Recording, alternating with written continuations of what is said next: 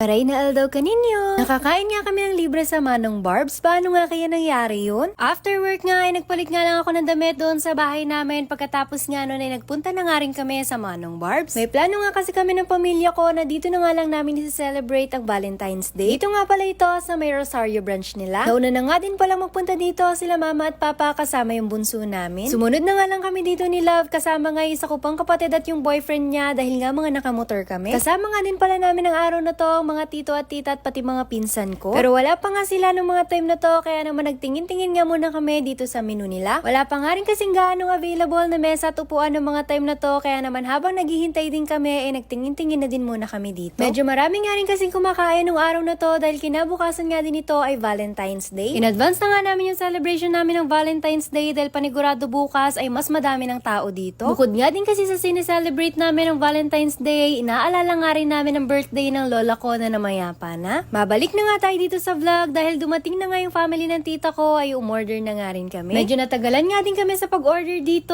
dahil hindi nga rin kami agad makapag-decide dahil lahat naman ng nasa menu nila ay sobrang sasarap. I-share ko na nga rin sa inyo kung bakit nga ba wala kaming halos binayaran sa lahat ng in-order namin. Pero bago nga yon, ang mga in-order nga pala namin ay miti canton at pansit malabon, fried chicken, chicken wings at pati na nga rin ang favorite namin na pork barbecue. Ito na nga ang kwento kung bakit nga ba kami nakalibre dito sa Manong Barbs. Last November ay dito nga rin kami kumain nung birthday nga ng bunso naming kapatid. Favorite nga kasi ng family ko na dito mag-celebrate at kumain every may occasion nga sa amin. At nung birthday nga nung kapatid ko last November ay saktong-sakto dahil last day na nga nung contest nila sa selfie mo na yan. Kaya naman nagbaka sakali nga kaming sumali at ito nga yung entry na ipinasa namin. Kakatuwaan lang talaga kami ng mga time na yan at trip-trip nga lang talaga namin kaya naman sabi ko kila mama at papa ay makisali nga rin sila sa A namin. At hindi nga namin in-expect dahil last December 2024 nga ay nag-email nga sa amin si Manong Barbs at sinabi nga na isa nga kami sa mga nanalo. At nung malaman nga namin yan ay talaga namang tuwang-tuwa nga din kami dahil hindi nga din namin in-expect na may swerte nga din pala kami sa mga ganito.